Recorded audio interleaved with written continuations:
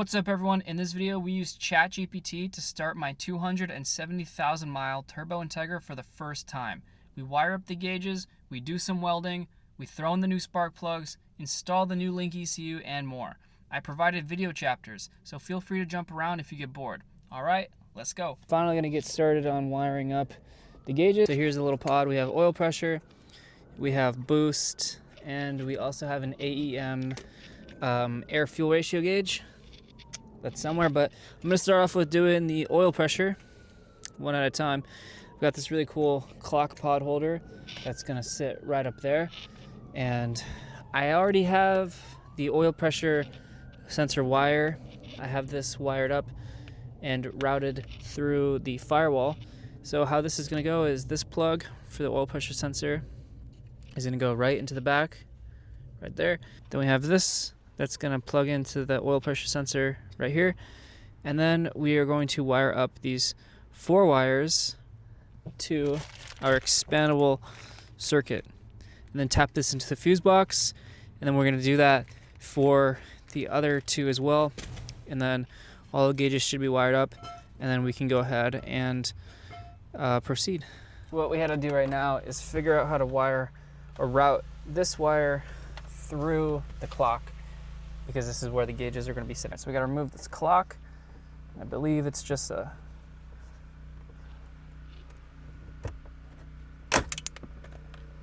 shit. Oh man, I did not. Well, I didn't mean to. Didn't want to. I didn't want to break it. God damn it. Well, how is it supposed to come out? I mean, I guess I don't need it, but that sucks. Dude, I unscrewed it from the side. It should just pop out from the side. Oh my god, I'm making it worse. And it's out. So I guess what happened was the clip that holds it in was actually bent backwards. So, yep. Not exactly ideal to have that break, but luckily these clocks really aren't that hard to find. And yeah, so it is what it is. But now we can go ahead and start. Oh, look. The screw was actually right there the whole time. So it wasn't even screwed in. But yeah, now we can just move it around and see if we can route this wire through the glove boxes. Yeah, I think that'll maybe work. There it is. Yeah, we got it. All right, that's the oil pressure wire, the main one. Cool. So I routed it just so I can show you guys. I found an opening. I found an opening within the firewall in the engine bay that comes out like where the carpet is, and then I just have it routed here. This is the wire, and then I just pretty much shot it straight through, put my fingers through the top, and I just was able to pull it out. So yeah, pretty easy. All right, got the other thing plugged in to the gauge. Now these wires right here, the orange, red, yellow, and black, I believe the red is power, black is ground, orange I think is dimming, maybe, and then yellow, I don't know what these wires do, but I do know that they get plugged into these expandable circuits. They get plugged into here, and then the fuses get plugged into the fuse box, and that's how they get power. So with that being said, I need to figure out how to essentially get these wires down there. So I may need to actually extend these wires and then route them like that. So yeah, I think that's what I gotta do. All right, so we got everything soldered up. See the beautiful solder work. and I extended all the wires. And then at the ends, I wrote their colors. So yellow, orange, black, and red. So now I'm gonna go ahead and fish these wires through there, down to the fuse box. We'll connect the fuse things and then plug them in, and then that should be it for the oil pressure sensor. And then I believe I can use these expandable fuses like for each gauge. According to Glow Shift, you can use up to 4. So then I'll just, instead of using basically more of these, like 8 of them, I'll just tap them in. Like I'll make a splice, I'll tap them in. So should be good, should be easy, and should be good. Yeah, so, all right, we got everything wired up, soldered and heat shrinked. Perfect. And then all the blue wires have labels at the end of them. So I guess I made them a little bit longer than I needed to, but you can always cut more off. But so black, red. So now we're gonna route these wires from there down to the fuse box. And then we can go ahead and crimp on these expandable fuse connectors to the end, plug in our fuse, and we should be good. All right, so here we have, let me brighten this up for you guys. So here we got the expandable fuses all wired up to their respective colors. And then you can see that we have 3 expandable fuses, and then we have 1 ring terminal. This is gonna be our ground, and this is gonna be on the black wire. So we'll basically just have to find somewhere to bolt that up to. But other than that, that's it. And then we just need to plug this into the fuse box. So I gotta use my multimeter, and I gotta find out a constant power, and I gotta find a power on ignition, and then a headlight power. So once I find those 3 fuses, and you could easily do that with a test light, I don't have one, so I'm gonna use a multimeter. Once I find that, then we can plug these in. But before I plug these in, we also have the boost gauge, okay? And it's the same color wires, orange, red, black, and yellow. So what we can actually do is mount up the boost gauge, and then we might have to also extend these wires, but what I think we can do is, instead of just extending these wires, we can just splice these wires into the blue wires, okay? Okay, so update, I can't actually get my multimeter to work, and I don't have a test light, so I'm gonna put these on hold for now. I'm gonna go ahead and route this vacuum line for the boost gauge. So this vacuum line came with our boost gauge, and then it pretty much just plugs into the back of this nipple right here, just like this.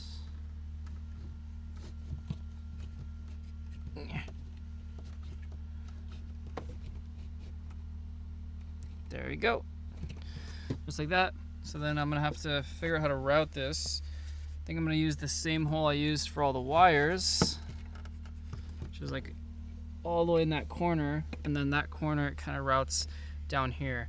And then I'll probably end up going with the same hole for the oil pressure gauge.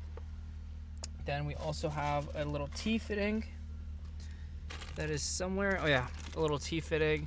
So then we'll have to just plug that in somewhere. I still don't have any of the vacuum lines actually ran, so we're gonna have to figure that out, but let's get this thing in the engine bay. Yeah. Oh yeah, look at that.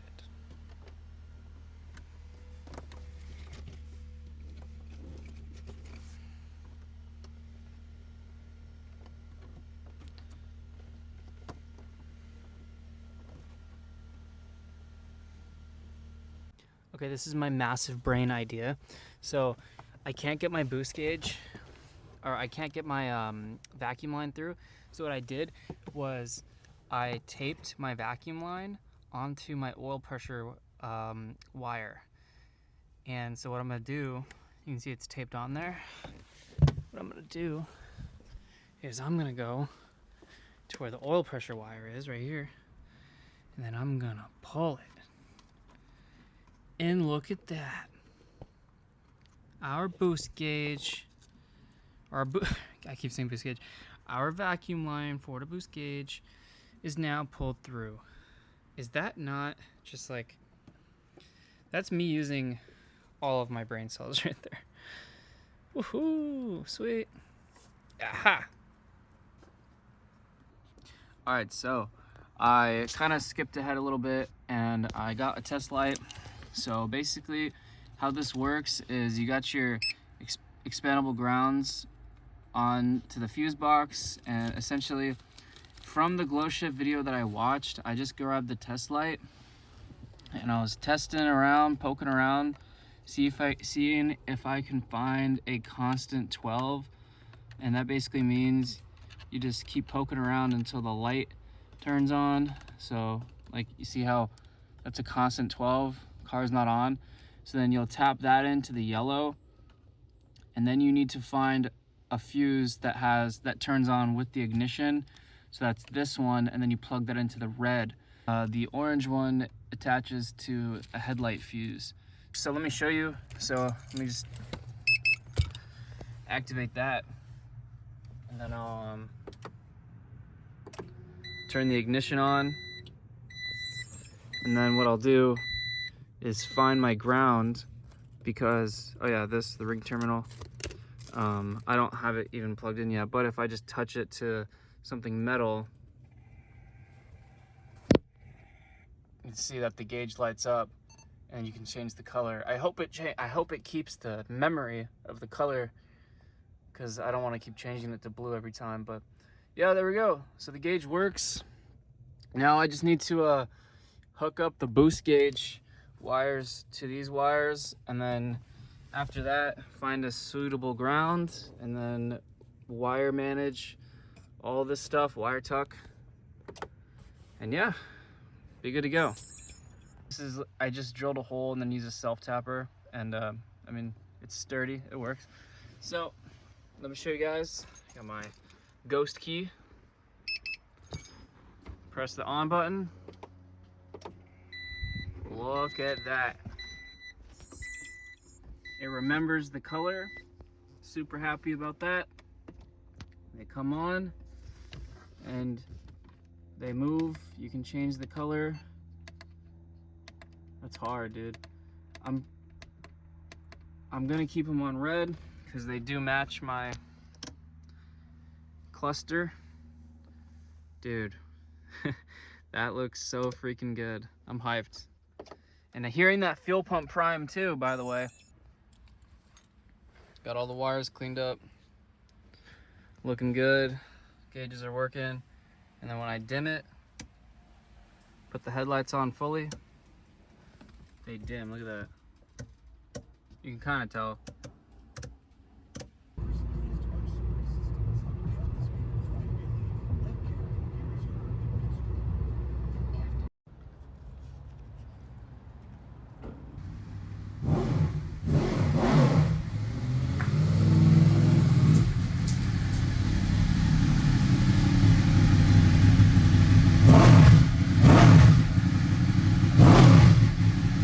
And we're back with a new vehicle.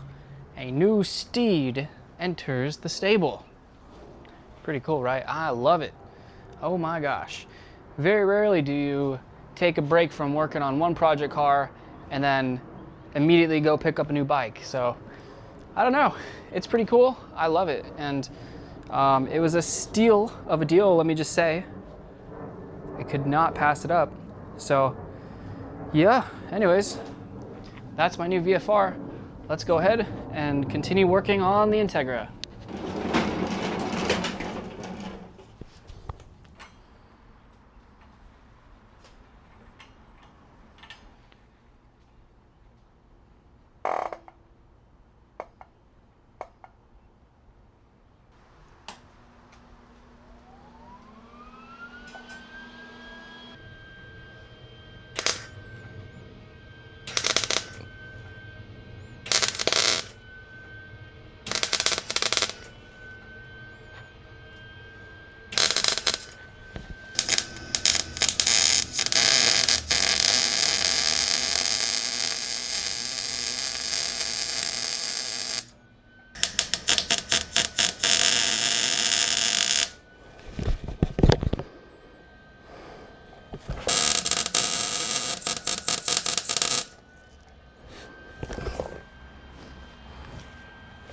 I don't know, guys.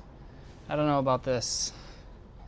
So my idea for mounting the intercooler was just getting like a piece of flat stock and then drilling it, drilling holes and screwing in bolts on the top, and then using a piece of flat stock, welding it to this side, and then welding it to that side. So yeah, I only did 2 little tack welds right here. I probably should do more, but I don't know. Is that gonna... This is not permanent, by the way, just temporary, so maybe that's fine. Intercooler is sitting a little bit at a forward angle, but if we grab it, that thing is solid.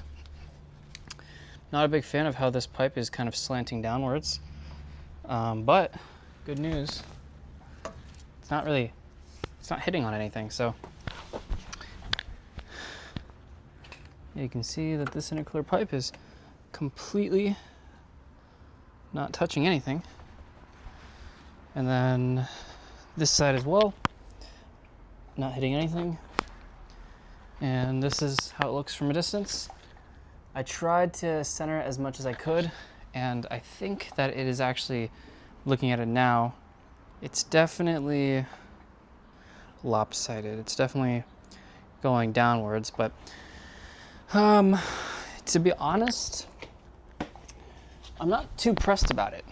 And now while we have the welder out, I'm gonna try and weld up the exhaust because that still needs to get done. Oh. I think I'd like to just chop this off and weld it onto the downpipe.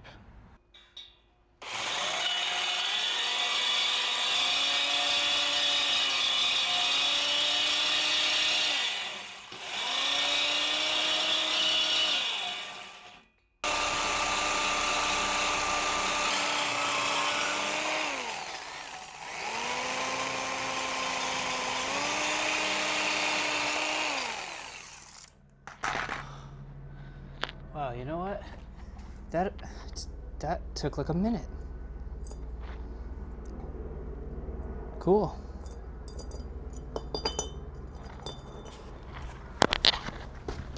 Flange.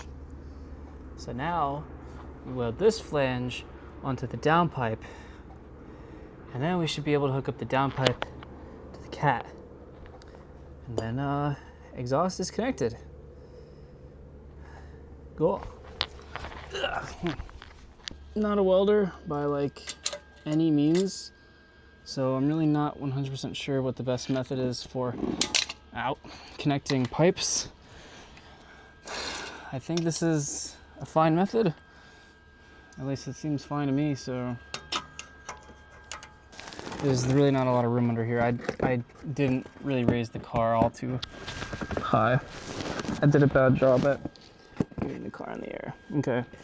I just need to tack it, but I just need to get into position first. It's really hard to see under here.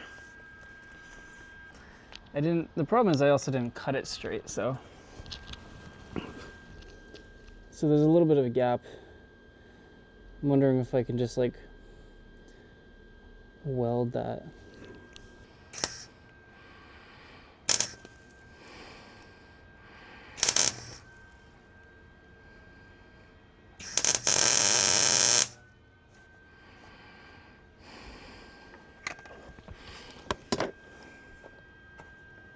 Oh, I just burned a giant hole through the exhaust. I don't know what I just did wrong, if I'm being honest.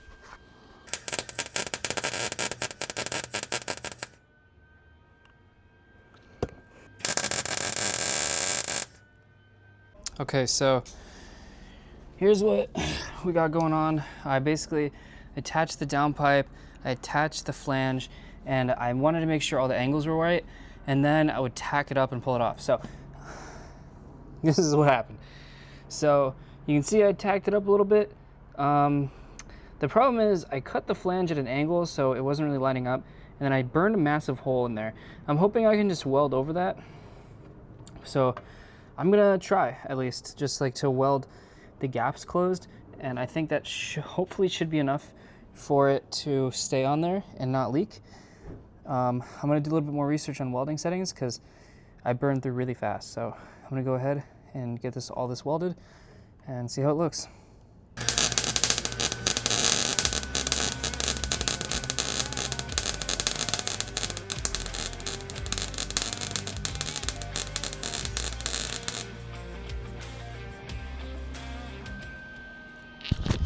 It is far from pretty.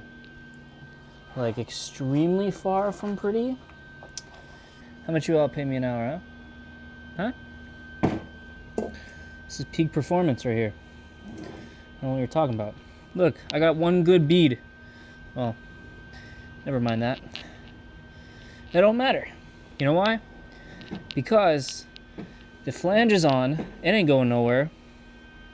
And the best part, I used the light and I shined it all through, out, and there are no pinholes, at least to my knowledge, no pinholes. Yeah, I had a few actually. I had quite a bit pinholes, but I went over it with the welder and I just kept patching. And I had big gaps, big holes that I burned through in the beginning, and I literally just bridge those gaps with the welds. So just bridge. Never welded really before. Well, I've welded a few times. As you guys can see, I have a good experience. Oh, wait a second. That's a giant pinhole. Ah, shit. Ah, just when I thought I was done. Giant pinhole right there. That's crazy. I was really convinced that I had no more pinholes. Wow, what the heck? Okay, never mind. Back to the drawing board. Hold up. No, man, I ran out of wire. I literally had one little pinhole left that I wanted to patch up, and I ran out of wire. 030. What is this? I've never even changed the wire before. Mild steel. Okay, let's see what I got. Do I have any mild steel? Okay. This is flux core. Then we have aluminum. And then, what the hell is this? Mild steel? Oh, hell yeah. Wait. Yeah, that's the right one. Mild steel. All right, cool. Let's swap this out. Just like that, new wire. That was actually pretty easy. I didn't know how to do it, and I actually kind of just figured it out. So, yeah, I think it's good. Now let's go patch up that hole and go to bed. I'm tired. All right, so here we are, finished final product, maybe. Again, doesn't look great, I ain't gonna lie. She's a bit boogery, but I think I've covered all my pinholes now. That I'm not 100% sure. I've lost all sunlight. So I'll have to check back in tomorrow, but it's about 10 o'clock right now. I'm gonna go ahead and wrap it up for tonight. It is 10 o'clock on the dot. I'm tired, I'm hungry, I gotta go. So I'm gonna go ahead and clean everything up, throw on this downpipe tomorrow, connect up the exhaust, and then we'll go ahead and drain the gas, fill it up with some premium, plug in the ECU, load up a base map, figure out all the other little things, and yeah, then we should be good to go. Almost done with this. I gotta cross off a lot of stuff, like 5 things, but hey, we made a lot of progress tonight. I'm very happy, but I'm gonna go ahead and wrap this up and continue on tomorrow. All right, so I haven't not been keeping up with my to-do list, but I have gotten a lot done, so let's go ahead and start crossing some things off. So first off, securely mount intercooler. Yup, we did that. We securely mounted that intercooler. Fully connected intercooler piping. Yes, sir, we did that. Install blow valve. Still haven't done that. I don't have the adapter for it. Run the vacuum lines, have not done that. Map sensor, spark plugs. Okay, haven't done that. Engine oil, did that. Wire up the gauges. connect the exhaust. Very close to doing that. Haven't connected it yet, but we got it welded and everything. Install ECU, order new wastegate bolt. Okay, I actually did do that. So, what up? All right. And this is all easy stuff. I mean, installing the blow valve, vacuum lines.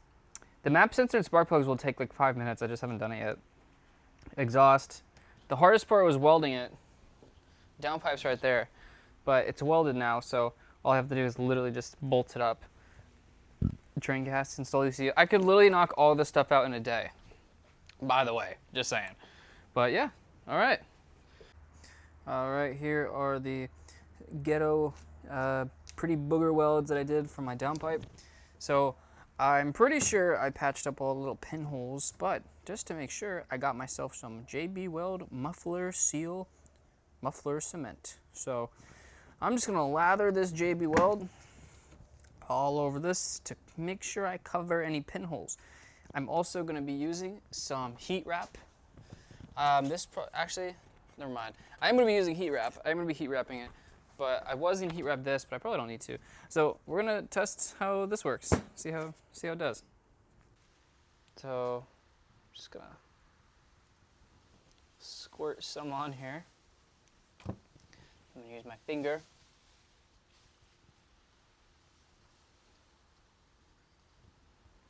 And I'm just gonna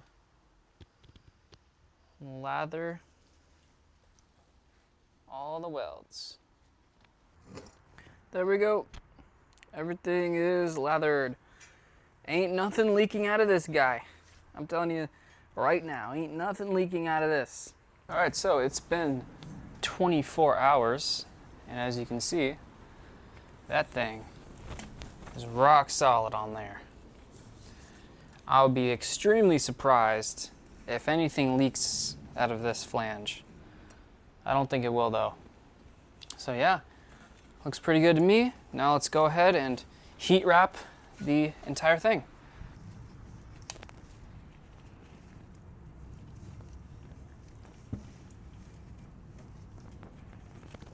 This is a lot harder than I thought.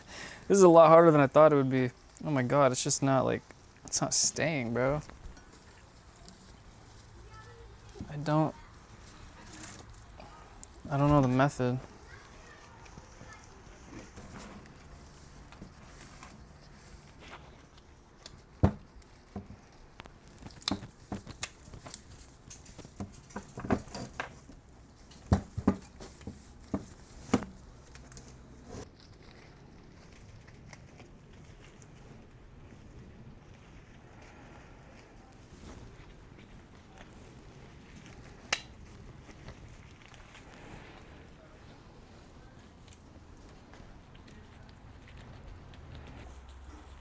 Huh?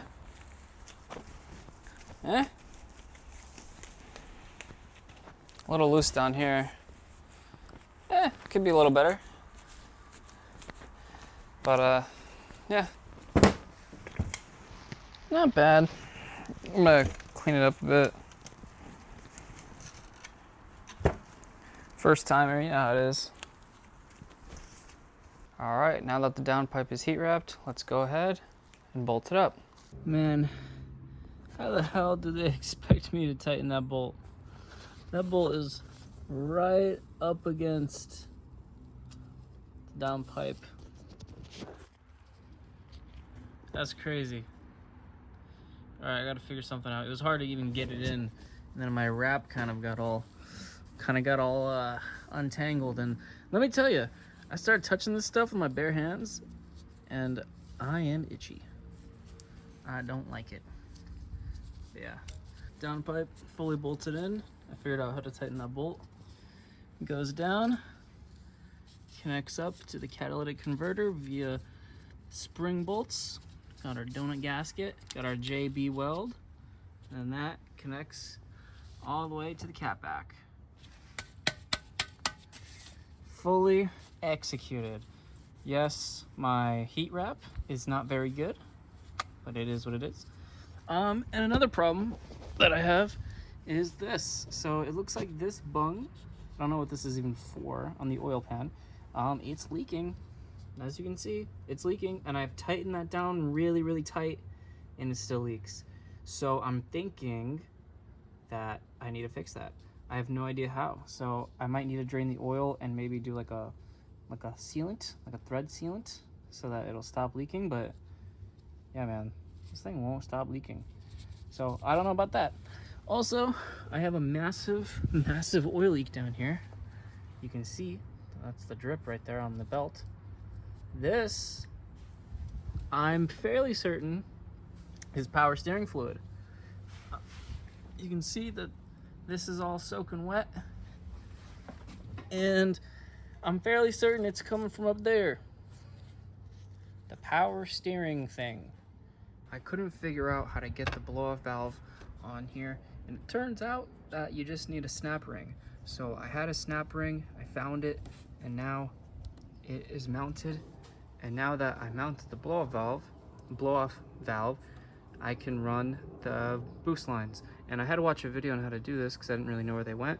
So I'll show you the lines that I ran. So I ran one vacuum line from the side of the wastegate, and that goes down to the turbo. And this top one is for a boost controller. I don't have one yet, so I'm gonna have to block that off. And then I still have an opening right here. I'll have to cap that off. But then I ran the blow-off valve line. I ran it all the way under here, and I teed it in to the intake manifold. So I don't know, there's a little vacuum line right here, and it goes into this thing. So I just teed it in, and then this is right here, the blow-off valve. So then what I did was I added a second T, right?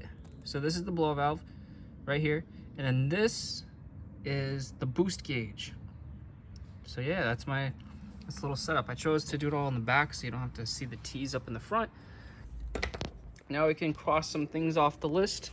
Install blow valve, check. Run the vacuum lines, check. Still need to do the map sensor, still need to do spark plugs. Connect the exhaust, check. Premium ECU, dude, I literally can knock this out today. Sweet. All right, I don't feel like running inside and getting the big camera, so we're back on the cell phone. Just gonna real quickly install the 4-bar map sensor. So it's just these 2 screws. Do I know what a 4-bar map sensor does? Absolutely not. Do I know I need one? Yup. Then that just comes off, just like that. And we have an O-ring.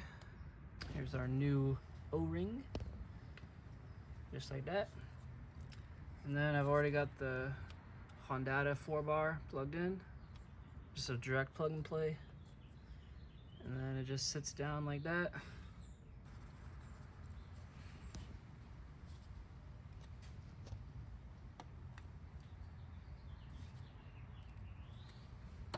Boom, 4-bar map sensor installed.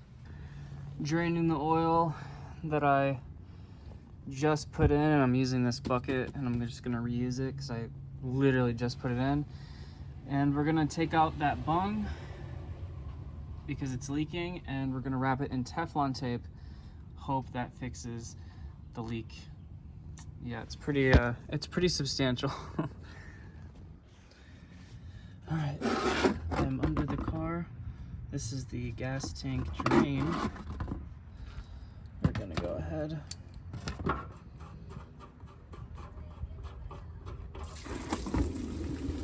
Oh, I hope this is a big enough bucket. That might not be a big enough bucket. Shit. Bucket.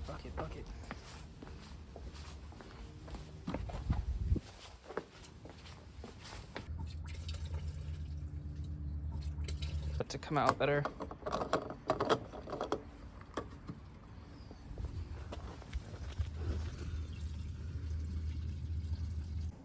All right, so while we let the gas drain out, let's go ahead and swap out these spark plugs. So I picked up the, I think these are NGK, oh yeah, right here. NGK 1697 BK R7E. So these are bronze. I believe you do have to, I know you have to swap out to a colder spark plug. So first off, we gotta make sure that these are gapped correctly. Resistance, you check to see where it is. 0.05. So this one's good.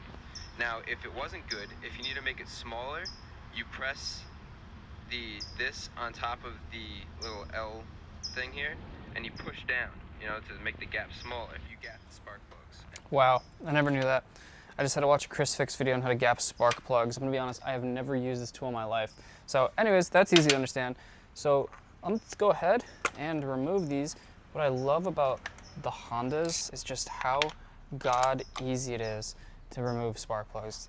Just drop that thing in there, get a grip of it. Ah, that felt really tight. And that's out. Literally the easiest spark plug job in the world. And wow, that's covered in oil. That is covered in oil. It's probably the last thing you want to see when you take out your spark plugs. Shit. Why is this covered in oil? Okay, so I'm seeing online people are saying to gap the spark plugs to 0.30. So if we check our spark plug gap, we run it across, it stops at like 0.35.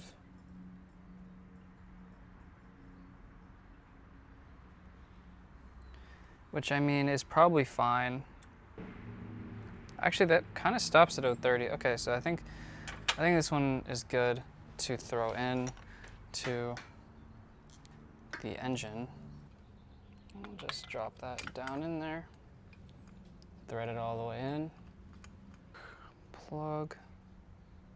Torque spec. Mine were on there really tight. 13 foot-pounds. Okay, easy enough. All right, easy enough. Let's go ahead and do the other three. Nice and quick check off the list. Install and gap spark plugs. So those spark plugs, by the way, they were like kinda gapped. I mean, they were like literally 2 bars off of the proper gapping. So spark plugs are in. That literally took, I think, 5 minutes. It was so nice and easy. So now that the spark plugs are all good, we should go ahead and check on the gas, because that's probably all drained by now. And it is. So let's go ahead and plug up the gas tank and take this guy over to the gas station, fill up the premium.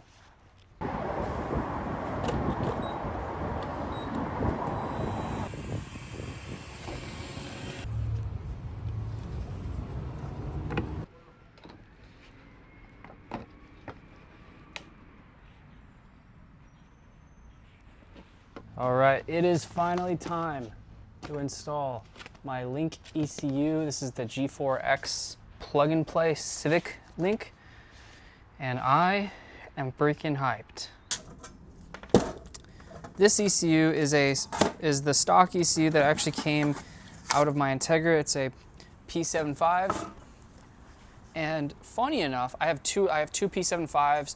The one that's in the car right now is my fully virgin stock P75 ECU that I had to buy secondhand because my original ECU, which is this guy right here, it actually came with like a chip thing. Look at this. It came with this thing on it when I first got the car. And I had really bad gas mileage when I first got the car. I opened up the ECU and I found this thing. And then on this little guy right here, it says Spoon Sport. I don't know what any of this means, by the way.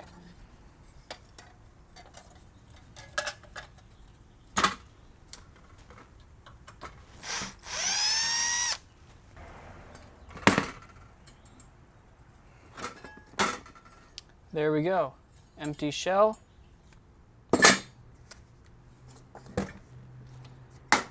ECU.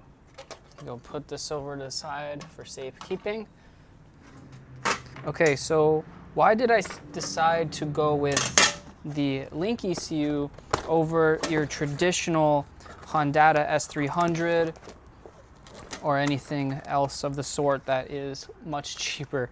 So the reason why I went with the standalone link is because the way that I justified it was that the link is newer tech. First off, it's plug and play.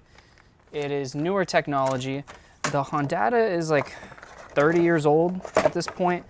And for a brand new Honda, like an S300 V3, you're looking at like $600 just for the chip.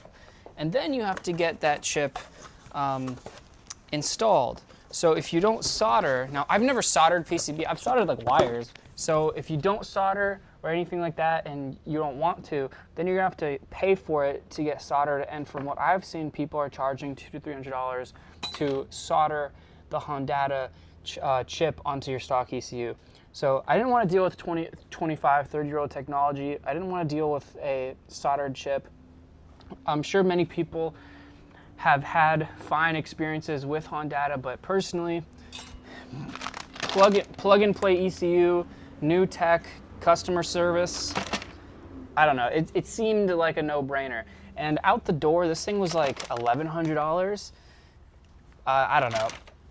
For a couple hundred more dollars, you're getting a fully plug and play ECU versus a 30-year-old chip that you have to solder. So this felt like the more sensible option. Plus, I was able to do 0% interest affirm on it. So, screw it, right? So it comes with a cable that you plug into your laptop. And I actually didn't have a Windows laptop. I had a MacBook. That's the only like laptop that I had. It's a little MacBook. And the Link software isn't on Mac. So to my surprise, I had to go out and get a laptop. Now I did get a ThinkPad from eBay for like $50. So I kind of scored with that one. But here she is. Look at this beauty, guys. This is all there is. Red board, and then this will plug directly into the engine harness, the wiring harness. And then this guy will plug into our computer. So pretty simple, pretty cool.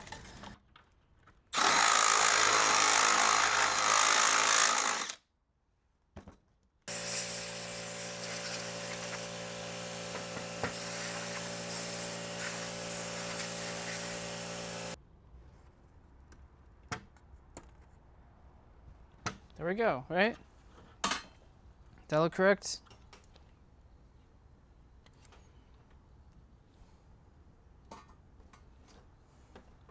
Oh yes, sir, we got a USB cable out the ECU. Now that is hard.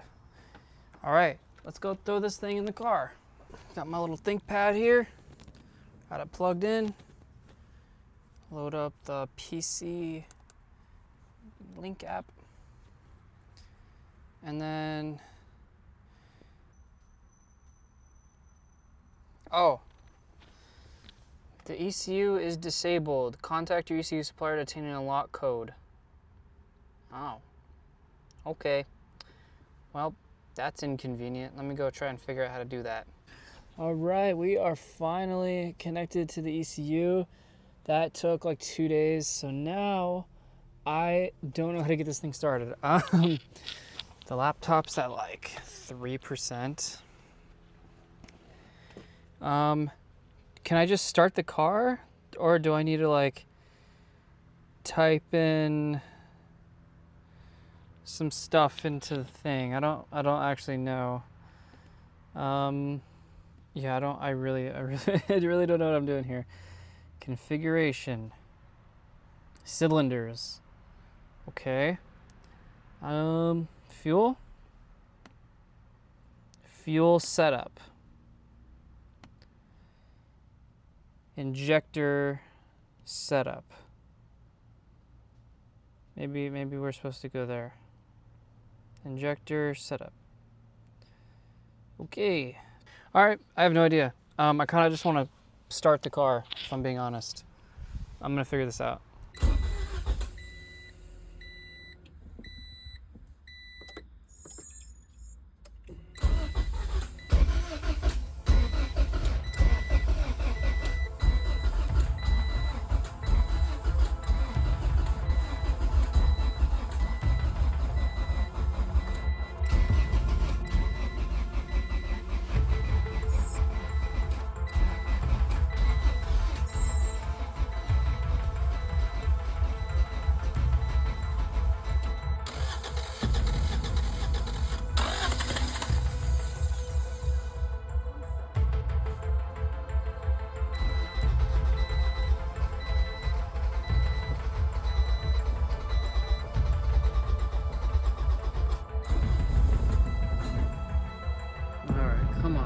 Come on.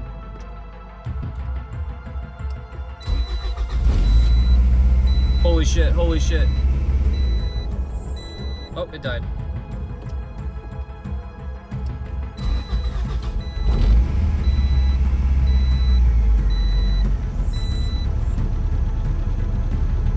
Oh my god. Oh my god. Oh my god.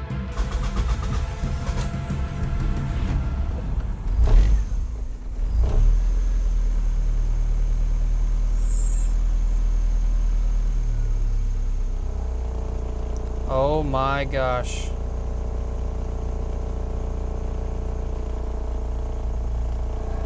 Holy crap. We have done it.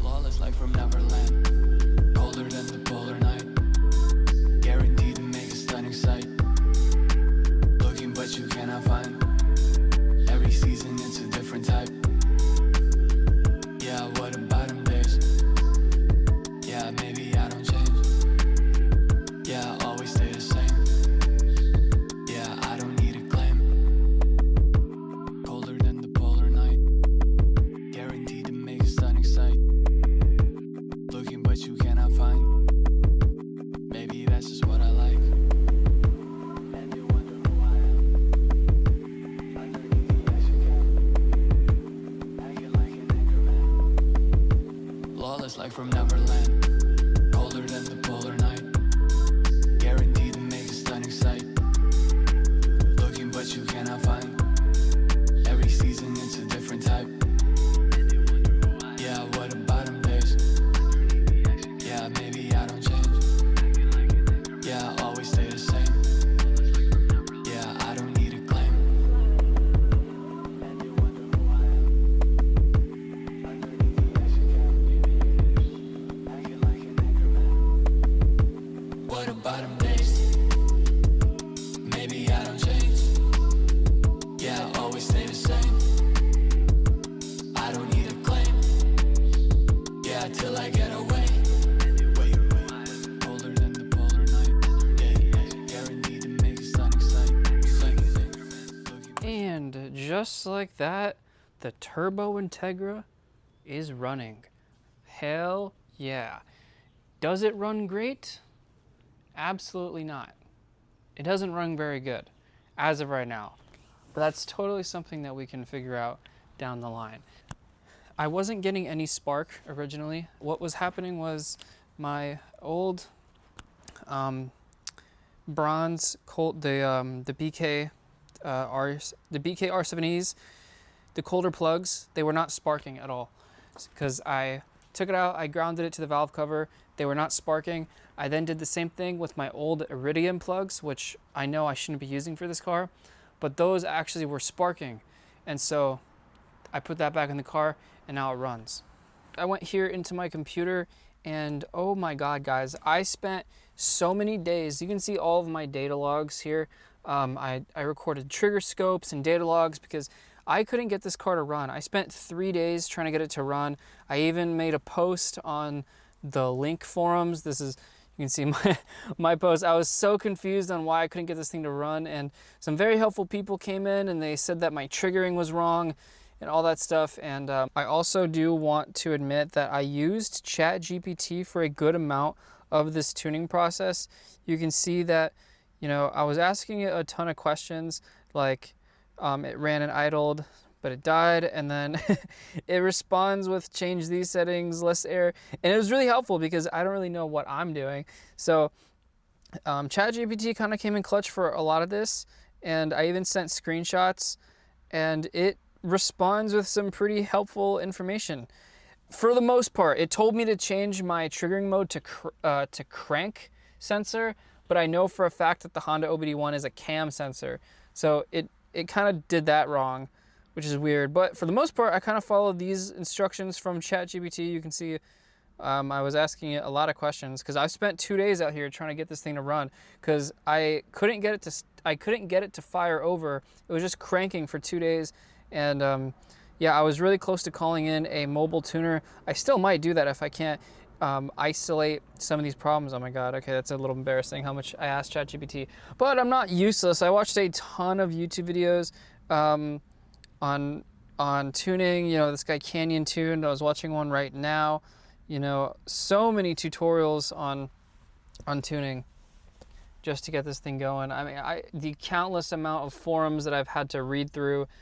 Oh my God, it's insane. All right, that's gonna wrap it up for this video. The next time that you guys are gonna see me is on the dyno, okay?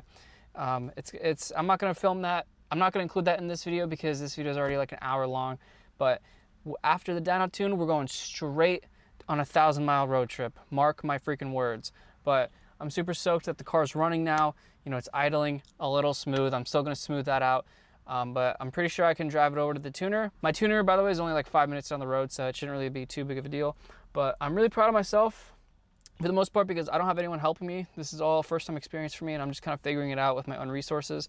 So I'm very proud of myself for that. But anyways, guys, thank you all so much for watching. If you made it this far along in the video, next time you're gonna see me, hopefully, is on a road trip. So that should be fun. All right, stay tuned.